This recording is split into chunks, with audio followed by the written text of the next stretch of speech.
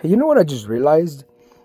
Okay, so I'm gonna continue on a story I've been telling you about my upbringing.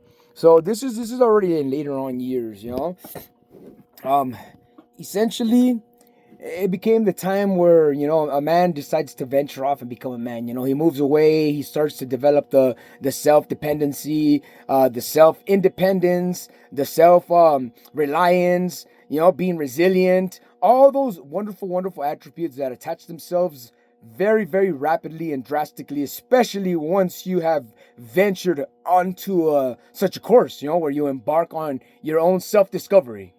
You know, now usually those trips are done alone, but if you stop and think about it right now, we've been talking about how our whole life we've had these influences in our life that have tagged along, so and if that's the case, if all our life there's been these influences that saw somebody vulnerable because of the life that they had to live and took advantage of those vulnerabilities and then stepped in to play caregiver and thus lead you to not only becoming resilient, becoming self-dependent, but all the wonderful things and attributes that we attribute to becoming an adult, you know?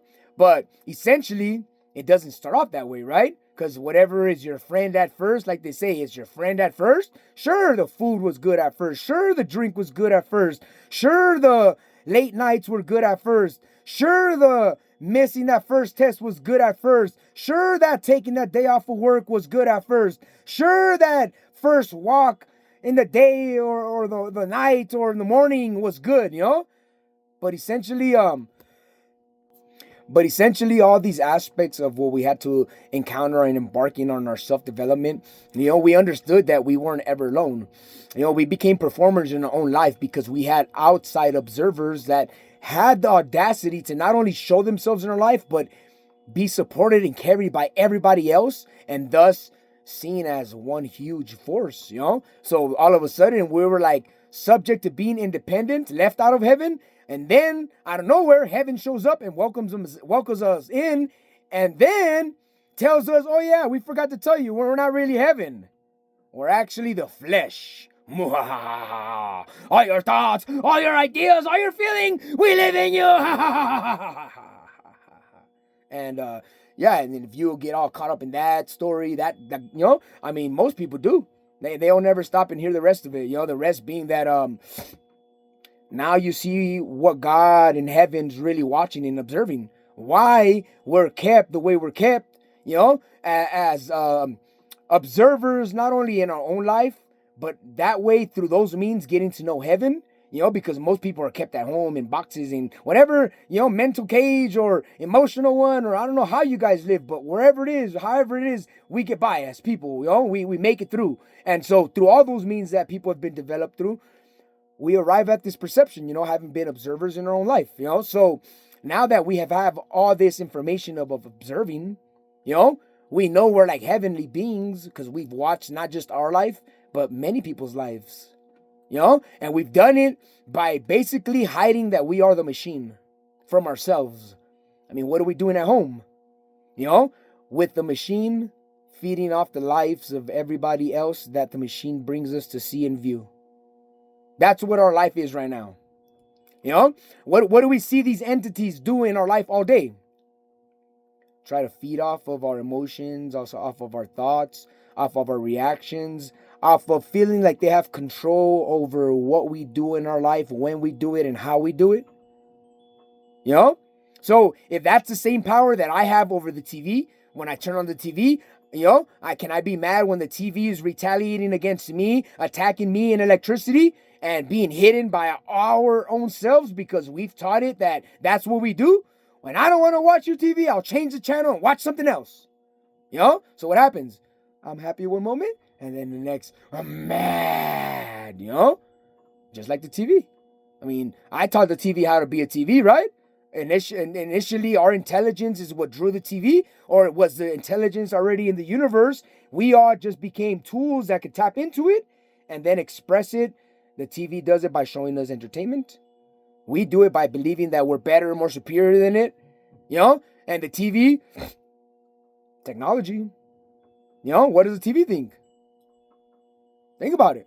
You know? And if it ain't the TV, then what am I gonna think? Then my own conscience. What does my conscience want to attach to the uninanimate object of a TV? Let's see. Consciously, I would like to attach all kinds of human feelings and perspectives and make it look more human-like, so that it doesn't get away with everything that it gets away with, because it's there and it's the only thing that is there, acknowledged as an entity, but still treated like less, even though it does so much for us in so many places in so many different ways. And I mean, it's very same tool that essentially is used to breed us into every aspect of ourselves, from left to right.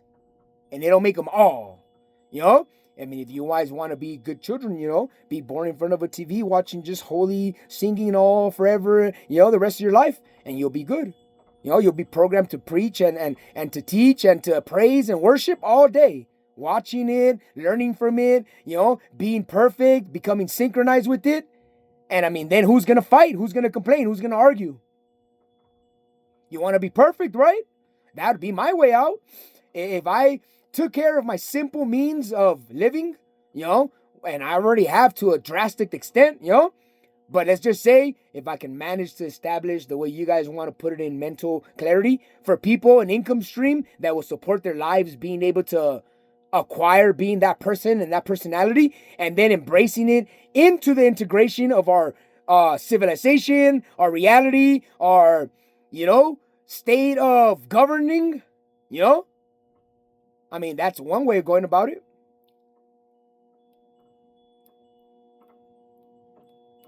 Or we can carry on and absorb this being that it's a teaching of how we always magnify the things that we think are going on. Then why don't we just erase all that and imagine that we are, being tortured by all the good things that could possibly be happening in the world? Hate being told about that. You'll get the same result you're getting right now, or you'll give them the same results they want right now, or however you guys want to wordplay with that to draw it, however it is appealing more to people or less appealing. I don't know what you guys are going for, I'm just being here the narrator, So as a narrator, I'm acknowledging all the ways that I can draw reality for myself right now. Because, I mean, a moment ago, I was just sitting here thinking about the volume and how a few years ago I was living in California in an apartment complex, and I had the same incident occur in an apartment complex where these entities, these influences, these uninspected sides of myself, these undocumented sides of myself, created loud. The heart basically kept telling a story that the mouth was not able to put into words, So it led to outrageous remarks and commentary and dialogue and basically a noise complaint. What ended up happening was, after a few months of living in that apartment complex, it was brought to my attention that it was the point for me to be in that apartment complex was to notice to myself how I became a problem to myself with just my sound, especially in society. So what ended up happening, noise complaints, the apartment complex, took initiative and basically gave us an eviction notice, or just told us to leave the premises, or told us, we would have to move from the property at some point. So essentially we moved out. We got kicked out. That's the way we looked at it. We walked away from it, perceiving, and this is a story we're telling you guys, of how I played into society. I played into their beliefs. I played into their stories, and I've carried the weight of the mind attacking you, the heart attacking you, the delusion of pretending it's not happening, the illusion of pretending like I could do anything in any way, in any place, and anyhow, and noticing how things started trying to bring fear and pump fear into that by insinuating then wrongness, And so essentially where I went from there was, I ended up getting kicked out of that place, so I moved out, I ended up, before I got kicked out, not only was my vehicle crashed, me being the dummy, being a nice guy, trusting people, I lent it out, it didn't come back. Cool, it happens, right? Moved on, but essentially from there, then I couldn't just bounce back, not only did I get kicked from where I get kicked out from where I lived at, the vehicle that I was utilizing to support myself was then all of a sudden missing.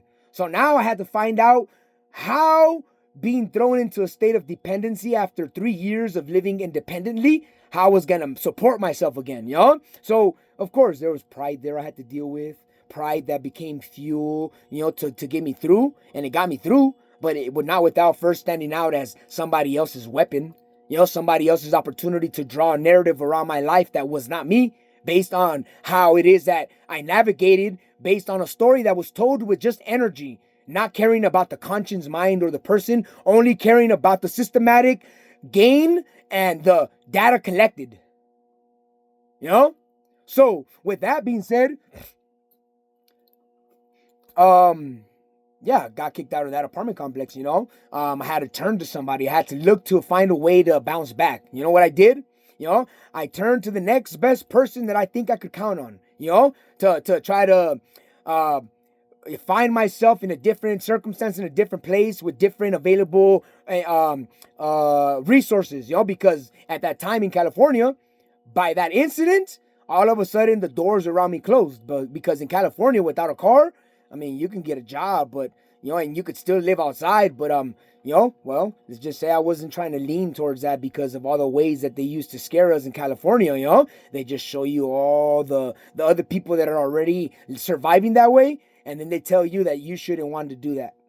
That you shouldn't want to help them. That you shouldn't even figure out how to do it yourself and do it even better than them. And essentially, that the best ways and means to then get yourself through that moment would be exactly that. Turning to surviving on your own by minimal means, just enough to keep you focused, and subtract everything that could be a distraction in your life to you and to the people around you about the things that are important to you and that are actually important about you. So in that narrative, I didn't realize that. So of course, you can imagine what's the worst of the worst that they can tell people. You're around somebody that has been around drugs, that was raised around drug people, or that always went to places where people did drugs, trying to talk about God, or trying to talk about how you could be a good person, or trying to do something and always talk about how good it is after and feeling or whatever effect, but always some kind of good, So essentially, I mean, that was then. And now I'm here. Now I'm in my new environment, in my new place. And I've had to bring all that noise that everybody else deals with in their mind, all that noise that everyone deals with externally. Basically it's oppression when it's external, and it's possession when it's internal. So for the people that are constantly out there struggling with internal dialogue, you're being possessed. That's something possessing you, having you fight within yourself, with yourself, about yourself. So anybody that struggles with internal dialogue nonstop, and even gets driven to thinking about intrusive thoughts and all that other nonsense, that's possession. Now oppression becomes different. Oppression is more about the once you're possessed, oppression becomes a trigger constantly, because the entity in you keeps dumping all its hate and anger from your own heart that you fed it, bringing it back to you, and reminding you like, hey, this is just you. You dealt with it before, right? You thought it was okay before, right? Well, deal with it now. It's okay now, right? And so it basically not hounds you. It like taunts you, with your guys' experiences that you don't dramatize and magnify and carry at the top of your mind all day. You carry on with your everyday life, always trying to put it in the back of your mind that every moment of every day is a spiritual war, in truth.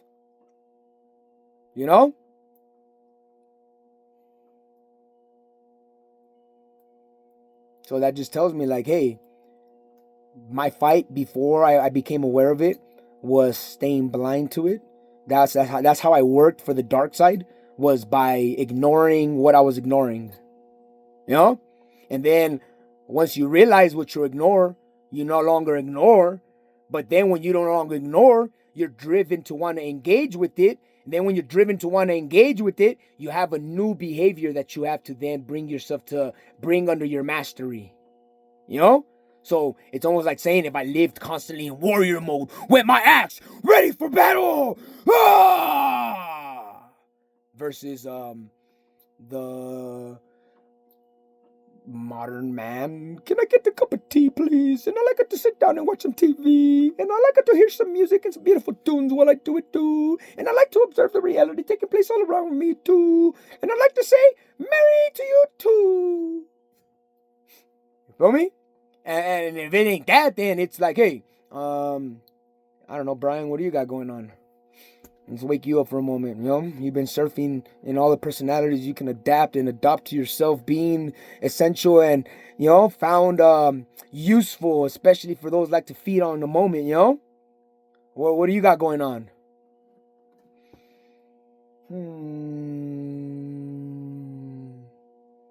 I guess I had those tacos earlier and they're bomb. You know, I thought about walking, but I haven't gone to walk because it is kind of chilly outside. But that should not be an excuse. That should be a motivation instead, because then I have reason to get hot and feel warm, and so more motive to walk. And so I guess essentially I was just caught up with the sound of what is intended to be conducive to my moment. And so I was doing what I could do best with it, which was manifesting its transmutation in a visual way with people who can visually see myself go through the course of what is basically being thrown into hell and hiding it from the people, not telling them that I'm just in hell and I'm talking from a place that everybody is painting as hell. But I've understood hell is just another level of heaven that is masked because it's all about blinding people. And so everything's going to have layers, you know? So first you have to unmask hell, it becomes heaven. And then when you unmask hell and it becomes heaven, you realize that one heaven leads to the next heaven that connects to the next heaven. And we've all known this. And we're living in our own version of heaven. But other than that, yeah, you know, I've been just trying to keep myself mentally stable and emotionally stable. Though I love the dramatization of being able to live my life feeling like I'm this or that, or this important or that important, or, you know, able to, you know, even be seen as this drastic or that drastic. Like, man, life just makes room for everything we bring to the table all the time. You know, it doesn't matter from where, how, why, or nothing. It all works together. That's all we know. Harmony. You know, and even what's not of harmony or a harmonic still carries its own vibe, and all a vibe is telling me is that it does have harmony and it does have its own harmonic. It's just one of those, I do what the fuck I do and you do what the fuck you do. Don't worry about what I do or not how I work. You worry about how you work and what you do, and stop looking at me and I'll stop looking at you. I think kind of vibe, something like that, you know. I mean, I'm not always precise, like I said, you know. I've understood my 10-second Tom self, you know, the inputs of viewing myself in such way, the characterization and dramatization of also holding an internal conscience, you know, an internal awareness, an eternal factor of my existential possibility and not just presence, but expanding beyond being present and actually living in something that is presence itself, you know. I mean, I don't really understand the concept of being present in another presence. But if you think about it like Jesus, and Jesus is body, and everybody is Jesus' body, and we're all going to return to the body of Jesus Christ, then it makes a lot more sense, you know? But yeah, so, hey, thanks for you guys' time. I appreciate it. Hopefully you guys enjoyed this view into my life. Like I said, I've been trying to be as much authentic as I can, as much present, and as much available also to altering all that, all for the entertainment purposes of what is my entertainment for y'all here, you know. So thanks for showing up if you guys showed up. Thanks for viewing my show if you guys viewed it, or thanks for just taking time away from yourself, of having to perform, being yourself, to prove yourself that you are yourself, and allowing yourself to step from yourself and be somebody apart from yourself, viewing something and then returning to yourself to continue being and doing what you were doing, you know. But hopefully taking something away from that, most definitely becoming available for you, you know. Hey, thanks for your time and have a good rest of the day, eh?